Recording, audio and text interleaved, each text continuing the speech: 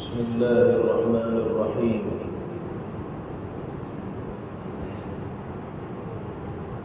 نحمده ونصلي على رسوله الكريم. أما بعد،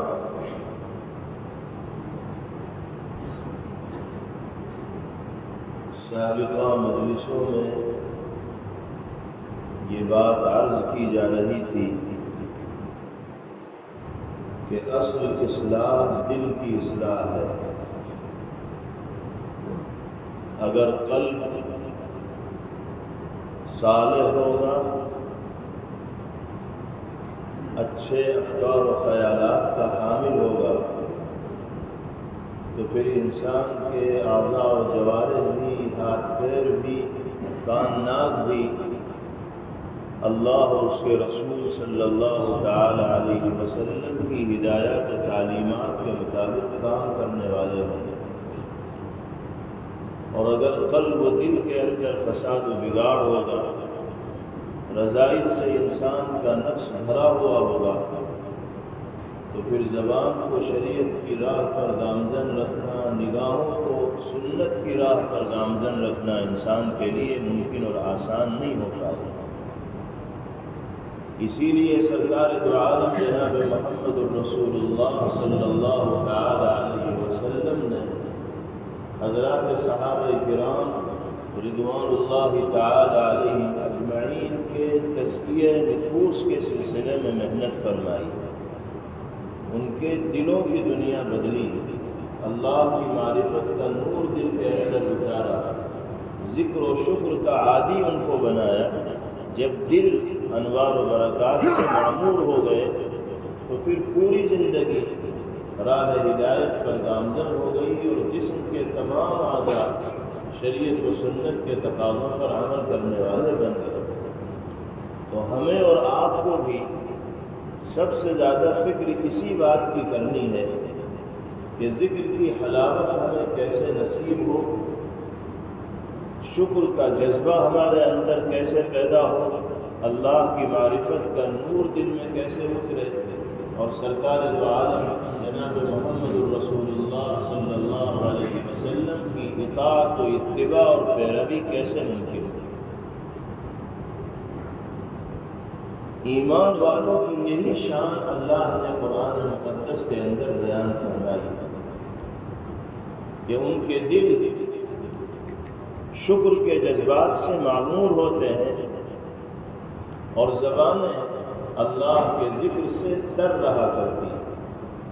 یہ مخلص ایمان والوں کی نشانی اور علامت بتائی گئی ہے. اللہ نے ہمیں دولت ایمان سے سرفراز فرمایا ہے، تو ہمیں اس علامت کو اپنے اندر ظاہر کرنے کی اور پیدا کرنے کی کوشش کرنی چاہیے. قرآن کریم میں ارشاد فرمایا گیا: أَفَمَنْ شَرَحَ اللَّهُ صَدْرَهُ لِلْإِسْلَامِ فَهُوَ عَلَى نُورٍ مِّن رَّبِّهِ. اللہ تعالی موازنہ فرما رہے ہیں، مقابلہ کر رہے ہیں، لوگوں کو سمجھانے کے لیے بتا رہے ہیں کہ ایک دن تو وہ ہے کہ جس کے اندر شمع ایمانی روشن ہے، نور ایمانی سے وہ دل منور ہے، اور دوسرا دل وہ ہے جس میں ایمان کی شمع اور ایمان کا چراغ نہیں جل رہا. ایک دل وہ ہے جو ہدایت کی راہ پر چل رہا ہے، اور دوسرا دل وہ ہے جو ضلالت و گمراہی کی راہ کو اختیار کیے ہوئے ہے. اللہ فرماتے ہیں کہ یہ دونوں برابر نہیں ہو سکتے، ان دونوں میں زمین و آسمان کا فرق ہے. فرمایا گیا: أَفَمَنْ شَرَحَ اللَّهُ صَدْرَهُ لِلْإِسْلَامِ. بھلا وہ آدمی کہ جس کے سینے کو اور دل کو اللہ نے اسلام و ایمان کے لیے منشرح فرما دیا ہو، کھول دیا ہو، اور وہ پروردگار عالم کی جانب سے یقین کی کیفیت ایمان کے سلسلے میں اپنے دل میں محسوس کر رہا ہو، جس کو قرآن نے نور سے تعبیر کیا ہے، تو یہ شخص اس شخص کے برابر نہیں ہو سکتا جس کے دل میں ایمان کے حوالے سے یقین کی یہ کیفیت نہیں پائی جائے. اللہ نے جن کے دلوں کو نور ایمانی سے روشن کیا ہے، ان کے دل اور جن کے دل نور ایمانی سے منور نہیں ہے، دونوں برابر نہیں ہو سکتے۔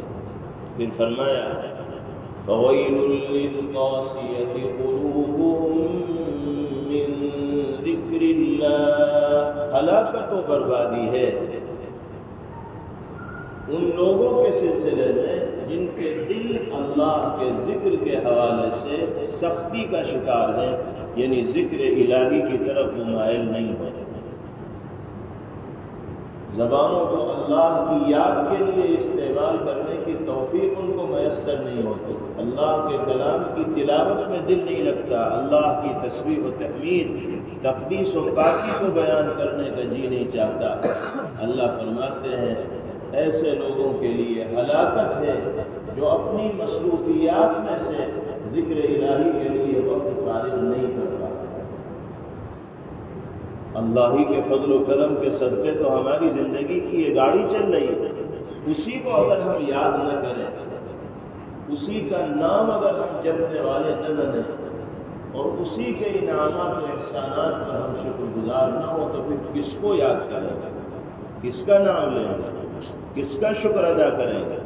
منعم حقیقی اور محسن حقیقی تو اللہ رب العزت والجلال ہی ہے۔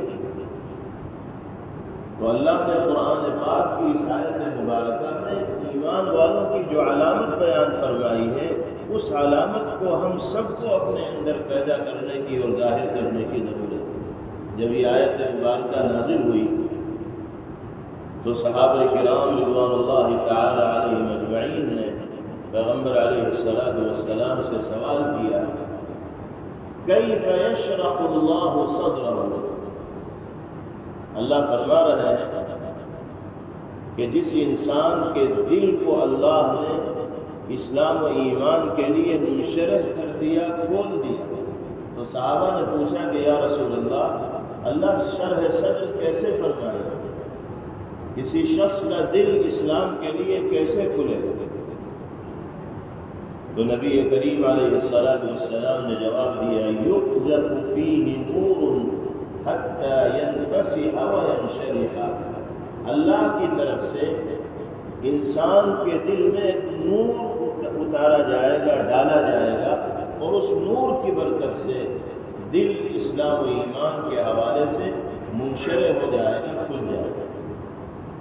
پھر صحابہ نے سوال کیا وَهَلْ لِذَلِكَ مِنْ أَمَارَةٍ يُعْرَفُ بِهَا، اے اللہ کے رسول کیا کوئی علامت و نشانی ایسی بھی ہے جس سے یہ پتہ لگایا جا سکے کہ واقعتاً دل میں وہ نور ڈال دیا گیا ہے؟ ہمیں یہ کیسے معلوم ہوگا کہ اللہ کی طرف سے دل میں وہ نور ڈالا گیا یا ڈالا نہیں گیا؟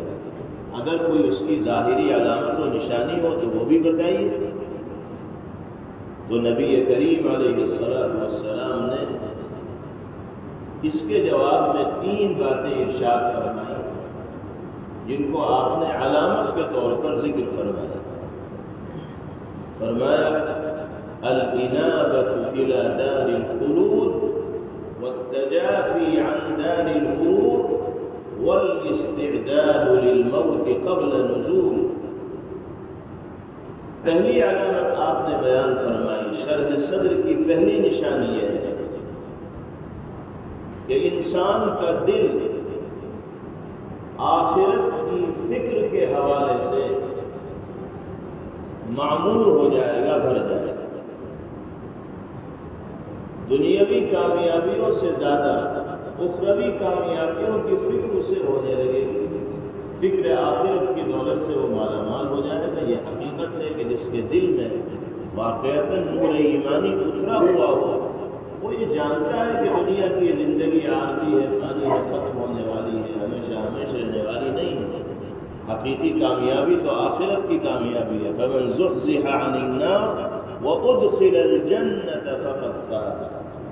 حقیقی کامیابی یہ ہے کہ جس کو جہنم سے خلاصی کا پروانہ دے دیا گیا اور جنت میں داخلے کا فیصلہ جس کے بارے میں کر لیا گیا، وہی کامیاب ہے۔ تو اسلام و ایمان کے حوالے سے شرح صدر کی پہلی علامت و نشانی یہ ہے کہ فکر آخرت کے حوالے سے ہمارے دل معمور ہو جائے. الانابۃ الی دار الخلود والتجافی عن دار الغرور.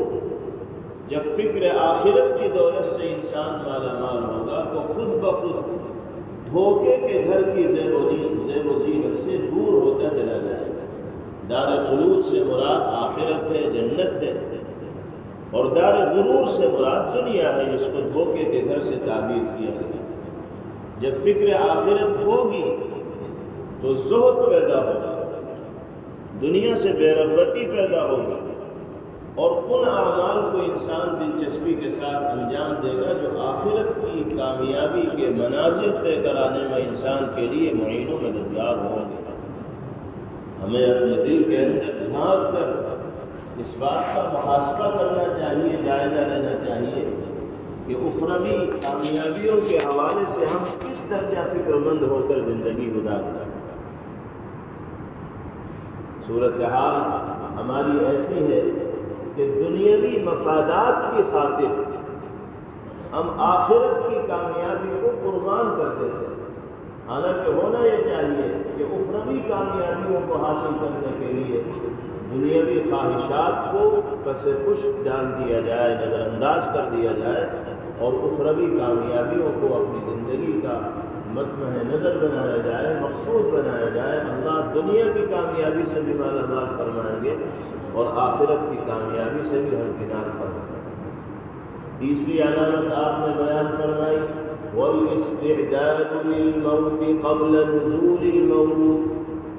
اسلام و ایمان کے حوالے سے شرح صدر کا مطلب یہ ہے کہ موت کے آنے سے پہلے موت کی تیاری کی فکر پیدا ہو جائے، یہ احساس دل کے اندر جاگ جائے کہ نہ معلوم کس وقت اللہ کی طرف سے بلاوا آ جائے. ہم سامان سفر تیار رکھتے ہیں، جو ہی بلاوا آئے گا فوراً روانہ ہو جائیں گے اور انشاءاللہ کامیابی کے ساتھ حاضر ہوں گے. یہ وہ علامات ہیں کہ جن کو سرکار دو عالم جناب محمد الرسول اللہ صلی اللہ علیہ وسلم نے اسلام کے حوالے سے شرح صدر کے طور پر بیان فرمایا. اللہ نے ہمیں دولت ایمان و اسلام سے اپنے فضل و کرم سے سرفراز فرمایا ہے. ہمیں دیکھنا ہے کہ یہ علامات، یہ جذبات ہمیں اپنے دل میں محسوس ہو رہے نہیں ہو رہے، اور عملی اعتبار سے ان علامات و نشانیوں کے مقتضا پر ہم عمل کر رہے نہیں کر رہے. اگر خامی ہے، کمزوری ہے تو اس کو دور کرنے کی کوشش کرنی چاہیے، اور اگر یہ فکر پائی جا رہی ہے تو اللہ کا شکر ادا کرنا چاہیے اور مرتے دم تک اس کو برقرار رکھنے کے لیے متفکر ہونا چاہیے. جب فکر آخرت ہوگی تو پھر دنیا سے بے رغبتی ہوگی، زہد ہوگا. انسان زاہدانہ زندگی گزارتا ہے، بظاہر اس کے پاس اسباب نہیں ہوتے، وسائل نہیں ہوتے، وقت پر کھانا اس کو میسر نہیں ہوتا، لیکن زہد ہی میں اللہ اس کو ایسا لطف عطا فرماتے ہیں کہ پھر اسے ان چیزوں کی ضرورت کا احساس نہیں ہوتا اور اسی میں وہ مگن ہوتا ہے. حضرت شیخ الاسلام مولانا سید حسین احمد مدنی نور اللہ مرقدہ جب مدینہ منورہ میں رہائش پذیر تھے اور مسجد نبوی میں آپ کا درس حدیث ہوا کرتا تھا، پورے مدینے میں آپ کی علمی جلالت شان مسلم تھی، شاگردوں کی ایک بڑی تعداد تھی، لیکن بڑے آزمائش و امتحان کے دور سے حضرت اس زمانے میں گزرے. زہد کی زندگی واقع گزاری. حضرت مولانا عبدالحق مدنی نور اللہ مرقدہ فرمایا کرتے تھے، لکھا بھی ہے حضرت نے مختلف جگہوں پر، کہ رمضان کے مبارک مہینے میں بارہا ایسا ہوا کہ حضرت مدنی نور اللہ مرقدہ کا سحر و افطار دال کے پانی اور تربوز کے چھلکے کی سبزی پر ہوا کرتا تھا اور کسی کو پتہ نہیں چلتا تھا. حضرت مولانا عبدالحق صاحب کے قریب تھے، ان کو ایک دفعہ معلوم ہو گیا، کیونکہ انہوں نے دیکھا نہ سحر میں کوئی خاص اہتمام ہے، نہ افطار میں کوئی خاص اہتمام ہے. انہوں نے اپنے گھر سے کچھ انتظام کیا اور پھر پوچھا، معلومات کی، تو پتہ چلا کہ کئی روز ہو گئے دال کے پانی سے سحری سب گھر والے بھی کر رہے ہیں، حضرت بھی کر رہے ہیں، اور کھجور کے چھلکوں کو سبزی کے طور پر ابال کے استعمال کیا جا رہا ہے۔ حضرت نے فرمایا مولانا عبدالحق صاحب جبر اللہ مرقدہ سے کہ اللہ نے کسی میں ہمیں راحت و آرام کے ساتھ رکھا ہے، آپ میرے گھر کی بات کسی سے بیان نہ کیجیے، یہ بھی فرمایا۔ ورنہ حضرت کی حیثیت اور مقام ایسا تھا کہ ذرا اشارہ کرتے تو شاگرد کھڑے ہو جاتے، لیکن اللہ نے فکر آخرت کی دولت سے اور دنیا سے بے رغبتی کے جذبے سے مالا مال فرمایا تھا، اس لیے اپنے مالک کے سوا کسی اور سے تذکرہ کرنے کا کوئی مطلب تھا ہی نہیں۔ ہمارے اکابر اولیاء اللہ اور بزرگان دین کی یہی شان ہوا کرتی ہے۔ اللہ اسی جذبے کے ساتھ ہمیں زندگی گزارنے کی توفیق عطا فرمائے۔ جب انسان کو ذکر کی حلاوت نصیب ہوتی ہے، ایمان کی مٹھاس دل کے اندر اتر جاتی ہے اور ایمان کی چاشنی زبان پر محسوس ہونے لگتی ہے، تو پھر کوئی اور ذائقہ منہ کو لگتا ہی نہیں۔ پھر تو یہی شیرینی اور حلاوت انسان کے لیے غذائیت کا کام کرتی ہے، جو روحانی طور پر غذا ہے یہی اس کی حقیقی غذا بن جاتی ہے۔ اللہ ذکر کی حلاوت سے ہم سب کو سرفراز کرتا ہے۔ قرآن کریم کی دوسری آیت میں یہی مضمون بیان فرمایا گیا، فَمَن يُرِدِ اللَّهُ أَن يَهْدِيَهُ يَشْرَحْ صَدْرَهُ لِلْإِسْلَامِ۔ اللہ فرماتے ہیں کہ جس انسان کو اللہ ہدایت کی دولت سے سرفراز فرمانا چاہتے ہیں، اس کے دل کو اسلام کے سلسلے میں کھول دیتے ہیں، اسلامی تقاضوں پر عمل کرنے کے لیے اس کو تیار کر دیتے ہیں۔ وَمَن يُرِدْ أَن يُضِلَّهُ يَجْعَلْ صَدْرَهُ ضَيِّقًا حَرَجًا كَأَنَّمَا يَصَّعَّدُ فِي السَّمَاءِ، اور جس کو اللہ گمراہ کرنا چاہتے ہیں، ضلالت میں مبتلا کرنا چاہتے ہیں، راہ سے بھٹکانا چاہتے ہیں، تو اس کے دل کو تنگ اور بہت تنگ کر دیتے ہیں، گویا کہ زبردستی اسے آسمان پہ چڑھایا جا رہا ہو۔ آسمان پہ چڑھنا آسان ہے، کوئی چڑھ سکتا ہے؟ کیسے چڑھے گا آسمان پر؟ جس طرح آسمان پر چڑھنا مشکل ہے، اسی طرح اس کا دل تنگ ہو جاتا ہے، بہت تنگ ہو جاتا ہے۔ كَذَلِكَ يَجْعَلُ اللَّهُ الرِّجْسَ عَلَى الَّذِينَ لَا يُؤْمِنُونَ۔ تفسیر خازن میں صاحب تفسیر نے لکھا ہے کہ انسان کا نفس جب خبیث ہو جاتا ہے، یعنی گناہوں سے بھر جاتا ہے اور خلاف شرع اعمال کی طرف راغب ہوتا ہے، تو پھر اس نفس پر اللہ کا ذکر بھاری ہو جاتا ہے۔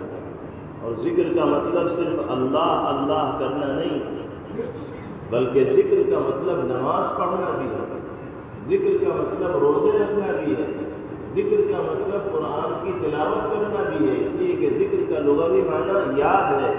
جب اللہ کی یاد ہوگی تبھی انسان فرائض اور واجبات کی پابندیوں کا اہتمام کرے۔ تو لکھا ہے کہ جب انسان کا نفس خبیث ہو جاتا ہے تو ذکر اس پر بھاری ہو جاتا ہے، حق قبول کرنے سے وہ قاصر و کوتاہ ہو جاتا ہے۔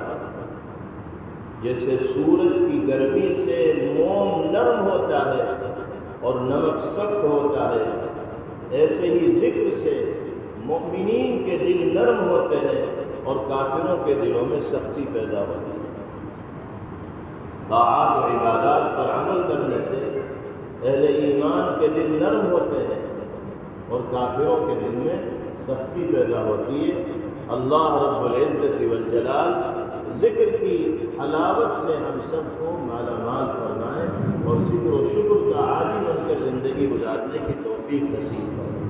حضرت عبداللہ بن بسر رضی اللہ تعالی عنہ ارشاد فرماتے ہیں کہ ایک صحابی نبی کریم علیہ السلام کی خدمت میں حاضر ہوئے اور اپنے احوال بیان کیے اور پھر کہنے لگے کہ یا رسول اللہ ان شعائر الاسلام قد كثرت علی فاخبرنی بامر اتشبث به. کہنے لگے اللہ کے رسول اسلامی احکامات تو بہت ہیں، جہاں تک ممکن ہوتا ہے میں احکامات اسلامیہ پر عمل کرتا ہوں، مجھے کوئی ایسا عمل بتا دیجئے کہ جس کو میں مضبوطی سے تھامے رہوں، مسلسل کرتا رہوں. ویسے تو سینکڑوں احکامات ہیں اور جہاں تک ممکن ہوتا ہے ان احکامات پہ عمل کرتا ہوں، لیکن کوئی ایک بنیادی عمل بتا دیجئے جس کو میں کبھی چھوڑوں گا نہیں. اور آپ نے کیا فرمایا؟ ارشاد فرمایا لا يزال لسانك رطبا بذكر اللہ. ایک کام تمہیں کرنا ہے کہ ہمیشہ اپنی زبان کو اللہ کے ذکر سے سرشار رکھ. سارے کام بنتے چلے جائیں گے. جب اللہ کی یاد دل میں زندہ ہوگی تو کام بنانے والی ذات تو اللہ ہی کی ہے، پھر کوئی کام رکے گا نہیں، گاڑی کہیں پھنسے گی نہیں. ہر جگہ آسانی کے ساتھ منازل و مراحل کو عبور کرتے ہوئے انسان کامیابی کی منزل تک پہنچ جائے. اسی طرح ایک حدیث پاک میں آتا ہے کہ نبی کریم علیہ الصلوۃ والسلام نے صحابہ کرام رضوان اللہ علیہم اجمعین سے فرمایا الا انبئکم بخیر اعمالکم وارضاها عند ملیککم وارفعها فی درجاتکم. فرمایا کہ کیا میں تمہیں تمہارے بہترین عمل کے بارے میں نہ بتلاؤں جو تمہارے بادشاہ کو سب سے زیادہ راضی کرنے والا، یعنی اللہ کی رضا حاصل کرنے کا سبب اور ذریعہ بننے والا، اور تمہارے درجات کو بہت بلند کرنے والا. وَخَيْرٌ لَكُمْ مِنْ إِعْطَاءِ الذَّهَبِ وَالْفِضَّةِ، اور وہ عمل تمہارے لیے سونے چاندی کو راہ خدا میں خرچ کرنے سے زیادہ بہتر ہے. وَمِنْ أَنْ تَلْقَوْا عَدُوَّكُمْ فَتَضْرِبُوا أَعْنَاقَهُمْ وَيَضْرِبُوا أَعْنَاقَكُمْ، اور وہ عمل اس سے بھی بہتر ہے کہ تم دشمنان اسلام سے مقابلہ کرو، ان کی گردنوں کو مارو اور وہ تمہاری گردنوں کو مارنے کی کوشش کریں، یعنی میدان جہاد میں جا کر جان ہتھیلی پر رکھ کر دشمنوں سے مقابلہ کرنے سے زیادہ ثواب رکھنے والا عمل.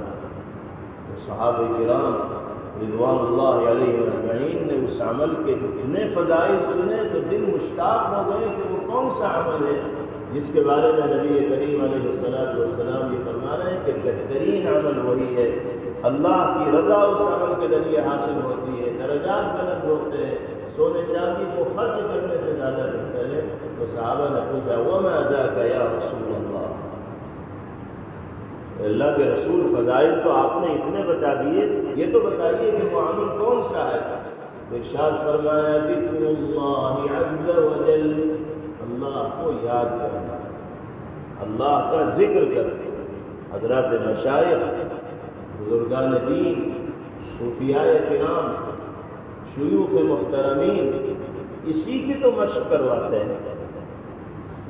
اوراد و وظائف کی جو تلقین کی جاتی ہے، صبح و شام کی جو تسبیحات بتائی جاتی ہیں، ان سب کا مقصود یہی ہے کہ ذکر انسان کا مزاج بن جائے، ذکر انسان کی عادت بن جائے. جس طرح کھانے پینے کے بغیر انسان کی گاڑی چل نہیں سکتی اور زندگی آسانی کے ساتھ گزر نہیں سکتی، ایسے ہی ذکر طبیعت کا حصہ بن جائے کہ جب تک اللہ کو یاد نہ کیا جائے اس وقت تک سکون نہ ہو، اس وقت تک اطمینان نہ ہو. نبی کریم علیہ السلام نے فرمایا مثل الذی یذکر ربہ والذی لا یذکر ربہ مثل الحی والمیت. وہ آدمی جو اپنے رب کو یاد کرتا ہے اور وہ آدمی جو اپنے رب کا ذکر نہیں کرتا، ان دونوں کی مثال ایسی ہے جیسے زندہ اور مردہ. اللہ کو یاد کرنے والا زندہ ہے اور اللہ کے ذکر سے غافل ہو کر زندگی گزارنے والا، چاہے اس کی آنکھ دیکھ رہی ہو، زبان چل رہی ہو، لیکن وہ زندہ کہے جانے کے لائق نہیں. جب اسے اتنا احساس نہیں کہ مالک کو بھی یاد کرنا چاہیے، محسن کو بھی یاد کرنا چاہیے، تو پھر اس کی زندگی کہے جانے کے لائق نہیں. اللہ تعالی ہم سب کو اسلام کے حوالے سے واقعات منشرح فرمائے اور ان علامات کو باری تعالی ہمارے اندر ظاہر فرمائیں جو شرح صدر کے سلسلے میں پیغمبر علیہ السلام نے بیان فرمائی ہے. وصلی اللہ تعالی علی خیر خلقہ محمد وآلہ وصحبہ اجمعین. Thanks for watching. Don't forget to like, comment, share and subscribe to Al Wahid channel.